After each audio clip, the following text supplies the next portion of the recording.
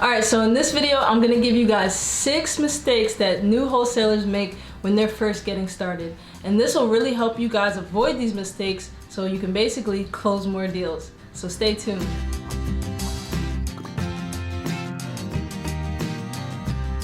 What's up guys, my name is Lillian Chukwueze, and if you're new to my YouTube channel, welcome to the family. I drop multiple videos a week about real estate, entrepreneurship, and investing, and all that I ask is that you please like the video, hit the subscribe button and the notification bell so you get alerted when I drop the next video. So the first mistake that I see a lot of wholesalers make is that they tell the homeowners that they are going to assign the property or that they're going to wholesale their property. Guys, that is a big no-no. So think about how long it's taking you to learn the wholesaling process and all the different moving pieces for you to now go and explain to your seller in a 5 or 10 minute conversation. It just doesn't make sense. And you gotta realize that if you're acting as a broker telling the seller that you're gonna bring them a buyer, you're essentially brokering the deal, and you have to be licensed in order to do that. So you just want to avoid the confusion between the seller and making them think that you're bringing somebody else into the picture. Just tell them that you're purchasing the property, because you simply are signing a contract that says you are purchasing the property, obviously with the rights to also assign it. And there's real reasons as to why people do these things besides just assigning it to a cash buyer. There are instances where people get these properties under contract really to assign it to a different LLC for tax purposes. That's a real thing. So for you to now go and tell your seller that you're going to assign it and basically confuse them, I think you need to understand that the seller doesn't necessarily care where the money's coming from, as long as they get the number that they want and you get the deal closed. So I think that's what you really need to focus on. And wholesalers out there really need to stop telling sellers that they are going to assign or wholesale their house, because it just causes a lot of confusion, and just worry about getting the deal closed. That's all it is. And another reason why you shouldn't tell the seller that you're going to assign the property is simply because you should always look to yourself first to be the buyer. Before you start thinking about assigning it, always look for yourself to be a buyer, as if you're going to flip the property yourself, because that's how you run your numbers. And also you need to consider that the people, your cash buyers that you are working with, are your partners. You can simply say that you're working with funding partners, and basically how you get paid is the early partner payout. That's a real thing. Your assignment fee is considered an early partner payout. So these are strategic partnerships that you can leverage to tell these sellers that you are purchasing the property with the help of a funding partner. You don't even have to get into all that. You can just say you're purchasing the property because you really are. That's what the contract is. Now obviously you can change your mind if you're not going to actually purchase the property and assign it, as a typical wholesaler does, but go into the appointment saying that you are the buyer, because you are always an option. And wholesaling is a simple strategy. It's just another strategy for you to utilize on the back end. That's all. So the second mistake that I see a lot of wholesalers make is overestimating the after repair value. Guys, there's so many different ways to run numbers.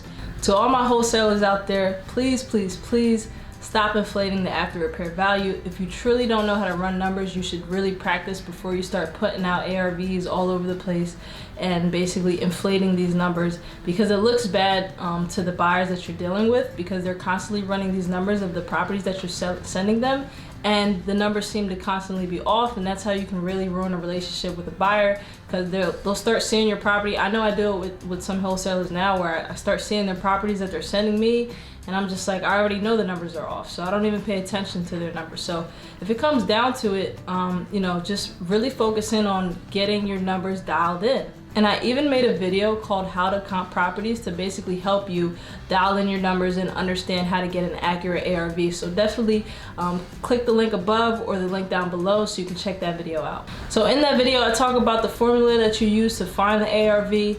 And there's other ways to find the value of properties, and what you can do is find an as-is value of similar comps in the area, Or another way to find the value of your property is to actually just find the comps of distressed properties in the area. Obviously, if your subject property is distressed, and see what the sales prices are and just minus your fee. That's a really simple way to figure out what is a good number to price your property. The next mistake that I see a lot of wholesalers make is underestimating the cost of repairs.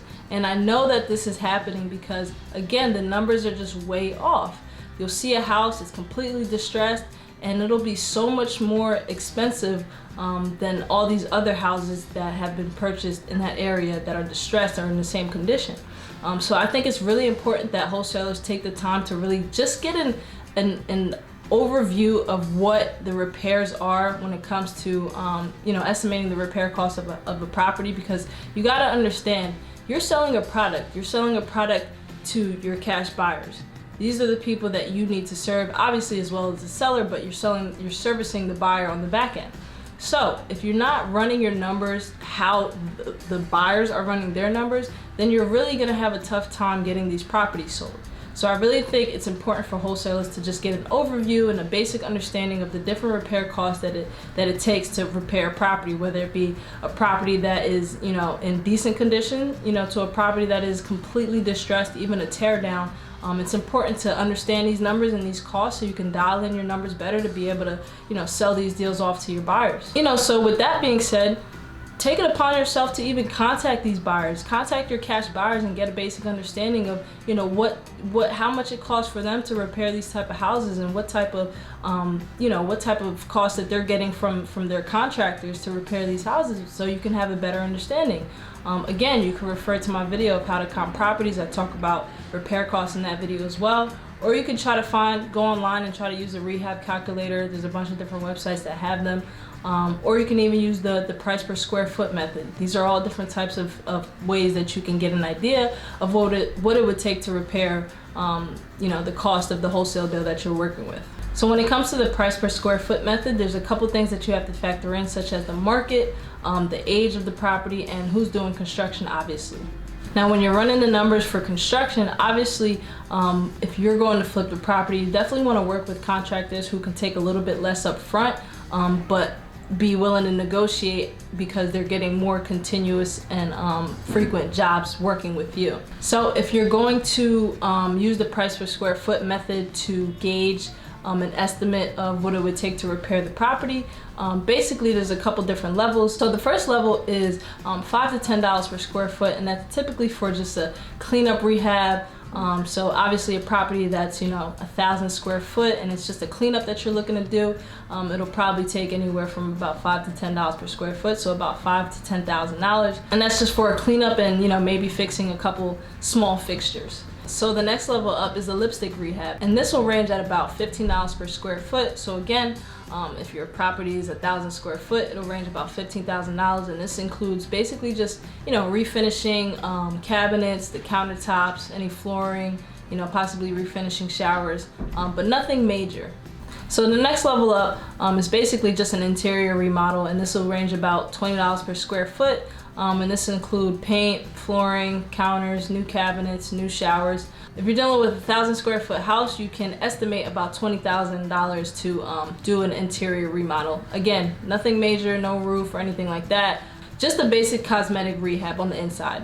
Next up from that will be a full remodel. That's about $25 per square foot. And this will include everything on the interior and also exterior work such as landscaping. Again, guys, this is all cosmetic work, so you have to also factor in if there's any major repairs that need to be done, such as the roof, the HVAC, any electrical or plumbing, or anything like that. But obviously none of that matters unless you get it under contract, and then you want to be able to walk it with a contractor. Obviously you can't walk a property before you get it under contract, because if you keep doing that with contractors, it doesn't make sense because you're wasting their time. So guys, that was just a basic overview of how to use the price per square foot method. I just wanted to give you guys that because I know I haven't talked too much about it in any of my other videos. So I hope you guys understood that. Now, the next mistake that a lot of wholesalers make is simply not leaving enough meat on the bone. Guys, as a wholesaler, you are the middleman, so you have to leave enough money on the back end for your buyer to make money. It's got to be a win-win-win situation, meaning that it's got to be a win for the seller you as a wholesaler and the buyer. There's three parties in this transaction that need to eat, basically. So it's important that when you're running your numbers, you understand that you got to leave enough meat on the bone for your buyer to come in and make a profit as well. And it has to be a good enough profit for them to obviously purchase the deal from you. And you got to consider things like closing costs, title fees, escrow fees, holding costs. Also, you got to consider the capital, because a lot of even the cash buyers aren't necessarily pulling money out of the bank. They're getting lending, from either private money or hard money. So you just got to understand that the buyers need to be able to make a profit. That's all I'm saying. The fifth mistake that a lot of wholesalers make is that they simply don't even know what a property would sell for, but they get it under contract regardless in hopes that somebody would buy it, and then they end up having to cancel the contract with the seller. Guys, you got to understand that dealing with these sellers, they are dealing with some serious situations. So you don't want to just contract the property all willy-nilly hoping that somebody's going to buy it. If you're going to do that and really just shoot for the sky or whatever, you need to contract it as low as possible, because there are some areas in which the comps are a little funky and may not provide you an accurate number of what you can sell the property for. But at that point, like I said, you got to contract it as low as possible, put it on the market, right? Get some market feedback. Once you start getting some market feedback and your buyers, let's say your buyers, nobody's jumping at the property, the next thing you'll need to do is basically, get back in contact with these buyers and see what they actually would buy the property for. And then you can go back and negotiate with the seller instead of just getting it under contract, throwing it out there. Once you don't get any bites, you just cancel it. You can't leave sellers high and dry like that. It's best to try to at least get some feedback and then know what number that you need in order to get it down with the seller, so you can help them out. It's all about servicing the seller, guys, and obviously the buyer, but you got to be able to help out the seller first. And the last mistake that a lot of wholesalers make is not tracking their numbers, not tracking their KPIs, which are your key performance indicators. Now, I did this. A lot of people do this in the beginning because it's the last thing you really think about when you're getting started. Obviously, when you're getting started, all you're worried about is making some money, and I totally understand that. But as time goes on, in order for you to make this into a sustainable, consistent business, you definitely need to be able to track numbers depending on the different marketing that you're doing. But I'm gonna give you guys my numbers that I keep track of for my cold calling campaigns, because that is my form of marketing right now until I expand to others. So some of the KPIs that I keep track of for my campaigns are calls made or marketing attempts, contacts made or interactions, leads that come from those interactions, which leads are people that raise their hand and say yes, they are interested in selling. Those are leads.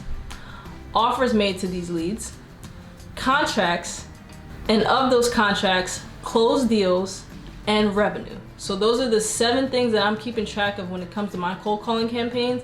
And you need to figure out what things that you need to keep track of when you're doing all these other forms of marketing, whether it be text messaging, bandit signs, driving for dollars, whatever it is. You definitely need to keep track of how many of those marketing attempts does it take for you to basically get a deal. And there's some things obviously in between that you need to keep track of, but that's what you really need to understand and dial in. So then from that point, you can scale. So let's say, you're doing bandit signs and you put out 100 signs and you realize you got 1 deal from that sign. Now you know that you need to put out 200 in order to get 2 deals, ideally. So that's the importance of tracking KPIs. And guys, those are the mistakes that I see a lot of wholesalers make in the beginning, including myself. I'm not excluded from that. But I did want to put this list out to kind of help you guys avoid these mistakes moving forward. And you know what they say, it's best to learn from other people's mistakes than for you to make your own. So just to recap the mistakes, guys, do not tell these homeowners that you are assigning or wholesaling the property. You are buying it and you're leveraging your funding partners, but don't even say that part. Just talk about how you are personally buying the property. Number 2, do not overestimate after repair value. Number 3, do not underestimate repair costs. Number 4, make sure to leave enough meat on the bone. Number 5, do not contract the property if you have absolutely no idea what it would sell for. And number 6, make sure to keep track of your numbers and your KPIs so you know how to move forward and scale your business. Alright guys, so there you have it. Those are the 6 mistakes. I really hope this helped you out. Please, if you haven't done so yet, like the video, subscribe to my YouTube channel, and hit the notification bell so you get alerted when I drop the next video. I talk all about real estate, entrepreneurship, and investing, so if any of those topics interest you, definitely hit the notification bell, and I will see you guys on the next video.